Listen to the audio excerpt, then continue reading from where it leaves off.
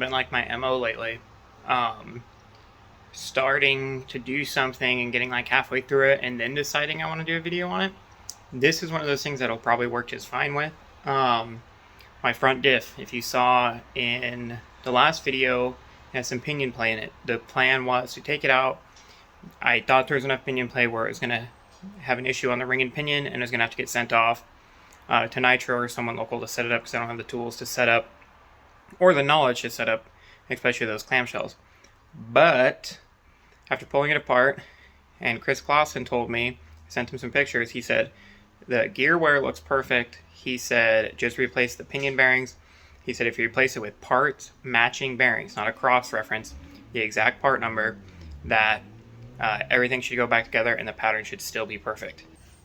So, I got the new bearings in on my pinion.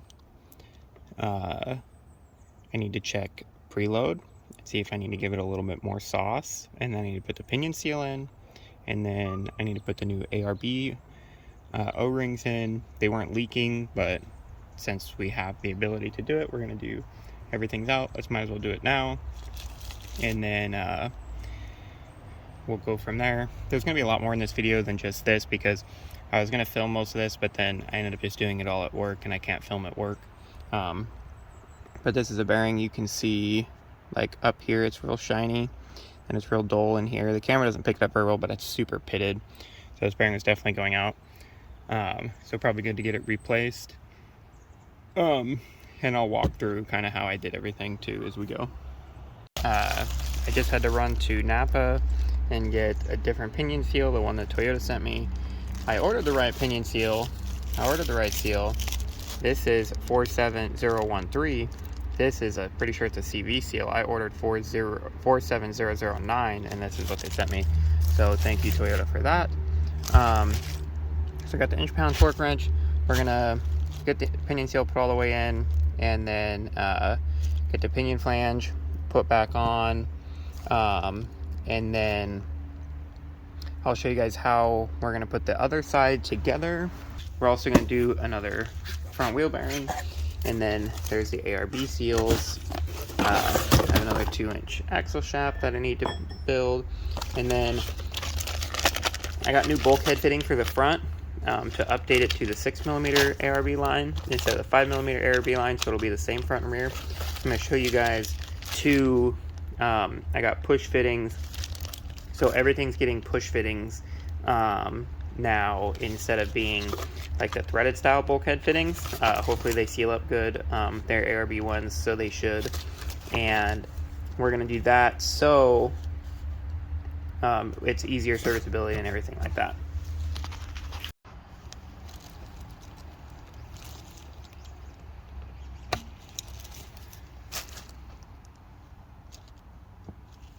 So one of the things I saw when I was looking at learning how to do this stuff online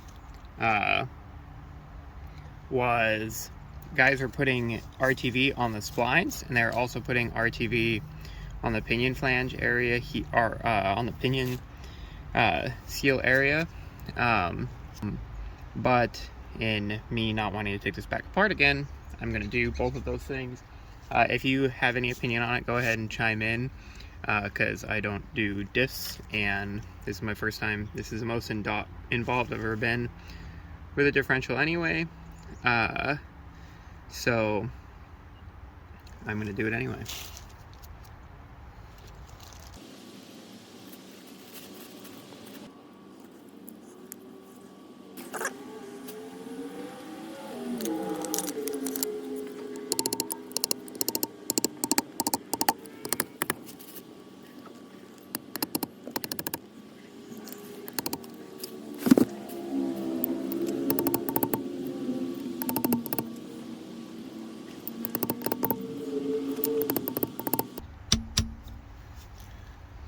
Alright, so what I could tell from at least how the old one was, there's a secondary lip back there, you can see it. You just want to be flush with that, and then you'll be golden. Put a little bit of oil on this. When you slide it in the pinion seal, it'll stop you from tearing the seal.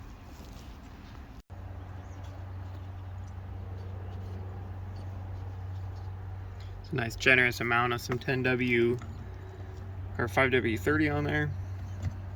Now we'll work this in just like that.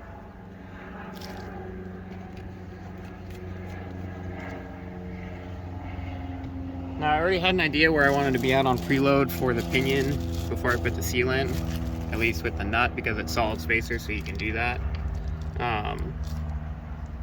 So I'm gonna get all this cleaned out, and then I'm gonna put it down there, and then I'll check the preload. So another thing that I saw online is once you get everything in and you start setting preload, is to take a punch, hit here, and then a punch and hit here, just to make sure that the bearing races are seated properly. If you pulling the bearing race into this bearing race in is a pain in the ass. I built a jig to do it, just an aluminum spacer, basically a race driver on this side, and then a plate on this side, threaded rod in there, pulled it in. It wasn't too bad. This race I put in with a bearing driver. The front race, press the pinion, the lower pinion bearing on with this tube that I made, and then the upper pinion bearing that sits like right here, I put everything in, put the flange on it, made a tube with a cap on it, and then just press that bearing in with a big heavy duty C-clamp. So now there's some preload on it, and we'll give it a whack with a drift and the hammer, just to make sure that those are actually seated properly.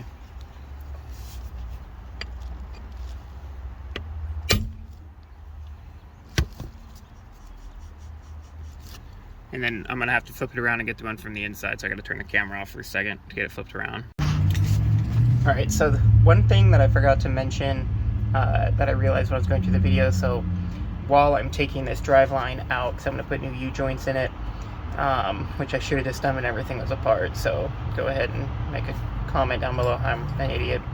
But I wanted to check, when I put it all back together, before I wanted to check just the pinion bearing preload.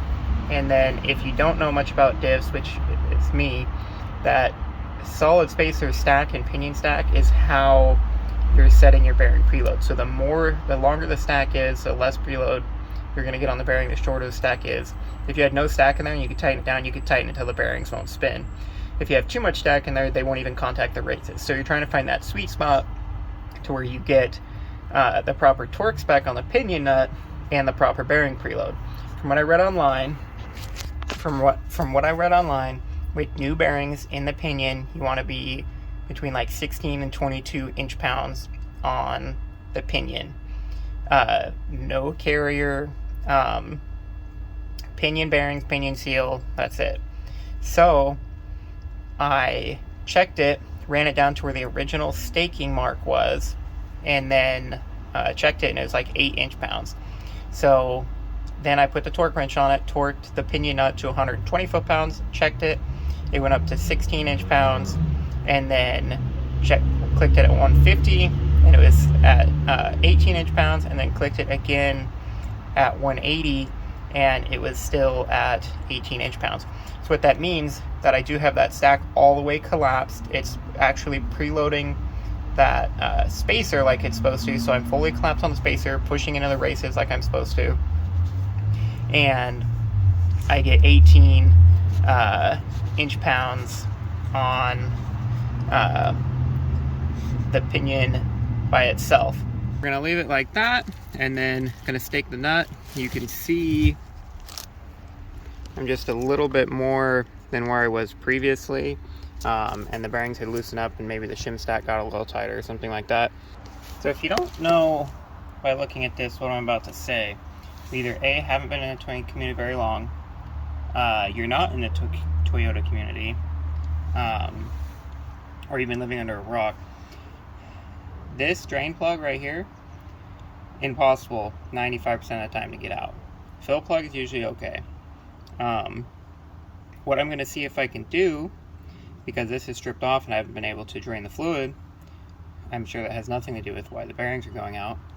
I'm going to weld 14mm nut there, 14mm nut there, And if they work good and come in and out no problem, those 14mm nuts are going to stay welded to this diff, and I'm not going to change those drain plugs.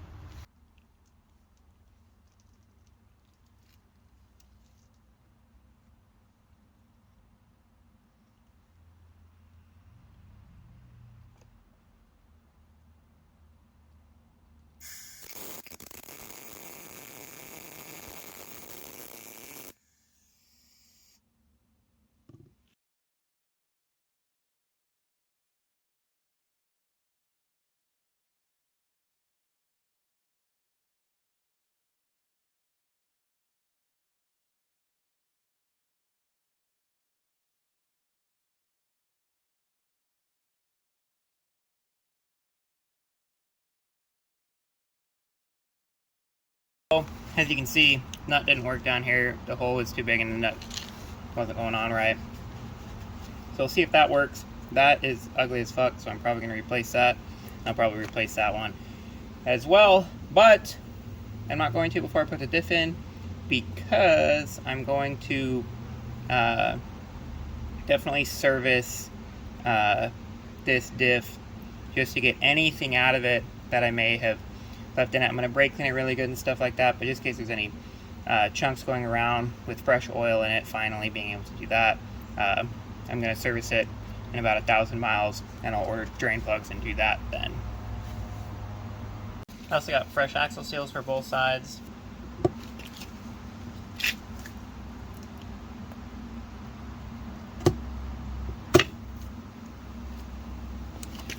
Just like that, get it good and cleaned out, and then we'll pop that new one back in there.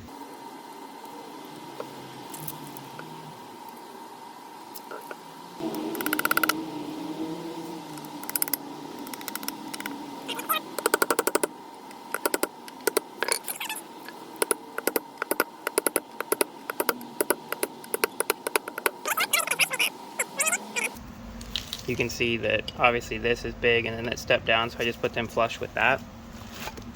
So I'm going to flip this over, get it cleaned out pretty good, and then I'm going to start working on the other side. Alright, so I got the O-rings out. Both these O-rings have been in here for 5 years. So they're doing, you know, pretty good. I wasn't the original owner of this diff. I bought this front diff used, set up like this. So I'm putting new O-rings in it. I'm not going to put a new bonded seal in it. If you guys don't know how ARBs work, there's this tiny little hole right here. This O-ring housing goes around it. One of the O-rings sits on this side of the hole, one of the O-rings sits on this side of the hole. The diff can spin, and then when you pressurize the diff, it pressurizes that channel with air. It throws it pushes air behind the bonded seal. The bonded seal pushes the locking ring down on the spider gears, the back. So one of the spider gears has a ring on the back of it, allows it to spin freely. And then when you pressurize it, it pushes that ring over onto the splines and locks it in. ARB did deal with some leaking issues. I've been pretty lucky. I haven't had either of them leak, knock on wood. So I'm not going to put a new bonded seal in it. I'm just going to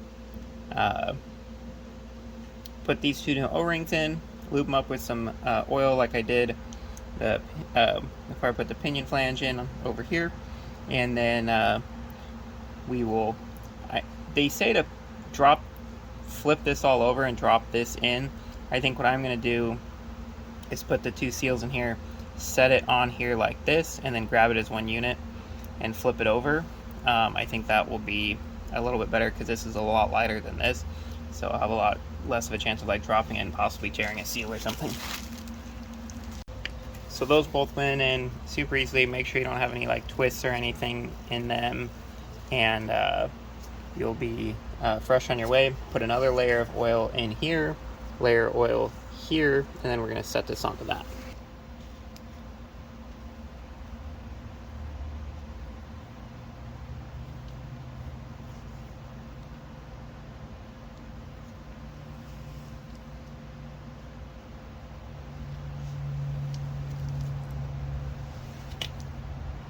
you set this on, you just want to get it on like that, and then use just a nice twisting motion to get it to go on. And really watch it as you're putting it on.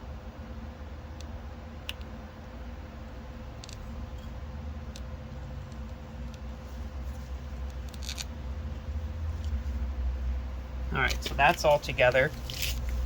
Now, once I get everything put together, I'm going to run an airline out here and hook it up and pressurize it and let it sit while I do some other things just to make sure that I'm not going to have any issues, because the worst part would be put it back in the truck, put it in four-wheel drive, wheeling or something like that, and that being the first time you test it. Alright, so got the new style bulkhead fitting put on. This is the push fitting that I was talking about. So now instead of being the crush style fitting right here, basically if you take it off you have to replace it, kind of thing. You can make them work again, I've done it, but it's just kind of a pain in the ass. So I went to a push fitting here, which is nice because if you ever have to service a diff, it's easy to push, pop it out. This is the same fitting they use on the solenoids, so it should be you know, seal perfect. I started a timer. My compressor, I've never heard it kick back on with both my lockers, so I did put this in the front locker spot and turn the rear locker on as well. I just have the hose running up to the compressor right now just to test this. Now I'm going to get the stub shaft put back in, get some RTV on this, put the shaft back in on the other side. I'm going to wait about 20 minutes before I do that, just so I know for sure that I'm not going to have to take this back apart. And this way, now I'm running 6mm line, the new 6mm line front and rear, and I'm also got another push. I got like 4 of them just to have, but so I have 5 total, and then I'm gonna put 1 on the spare diff, so I'll have a couple spares just in case too.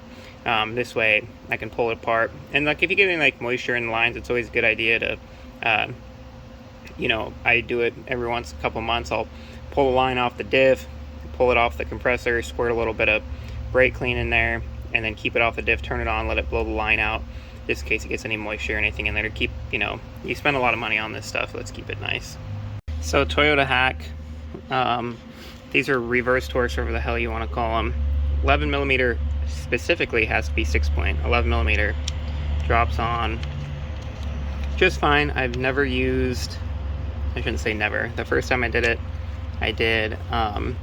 Second time I pulled the diff out to reseal this here. I forgot about it, didn't have it, figured out 11mm fits. Doesn't do anything weird to the heads, like you can see, like they've been torqued and taken off with it. So don't panic. I do always suggest having the right tools, but if you don't, this works great. Alright, so it's literally been like 2 hours and that hasn't turned to take the compressor back on. So I'm going to start throwing that in. But before I do, I need to put the driveline in, which is sitting over there somewhere. So I'll get the driveline slammed in, then get the front diff up in there, and then we'll be rocking.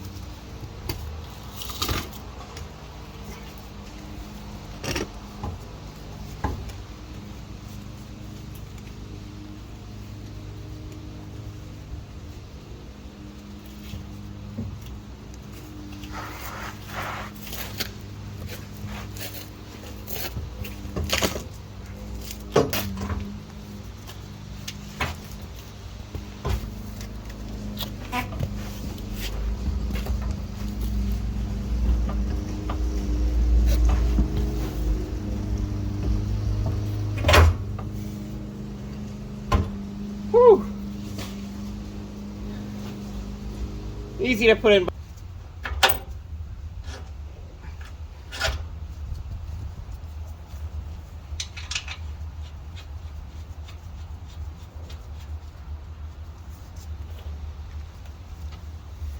So I put the one bolt in. You can leave this bolt out. I kind of just leave everything loose, get the drive line hooked up, and then tighten these up. Don't forget to put all your bolts back in for these two here, and make sure you can tighten all those up. And then I can't find my breather for the actuator. I don't know if I can get in there with the skid plate on, so the skid plate might stay off for a minute, so I can get some vacuum line for that.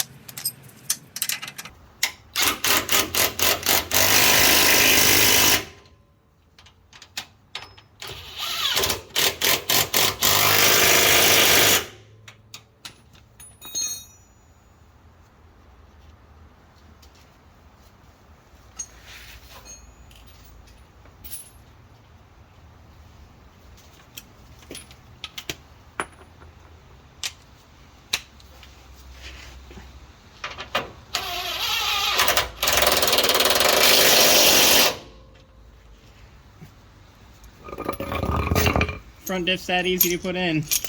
Took like, I don't know. I'm recording for 23 minutes. Still gotta put CVs in, that'll take me about 10 minutes aside. All in all, don't take that long. Alright guys, I never did an outro for that video, so here it is. Got it all finished up. I did threw the CVs back in, threw the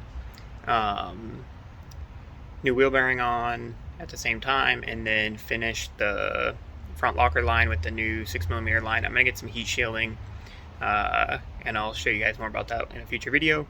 If you guys want to see stuff like throwing the CVs in added in the videos, and the wheel bearing and running the locker line and stuff like that, let me know. It's a lot of work to film, and I don't know if people care about actually watching it or not, so let me know.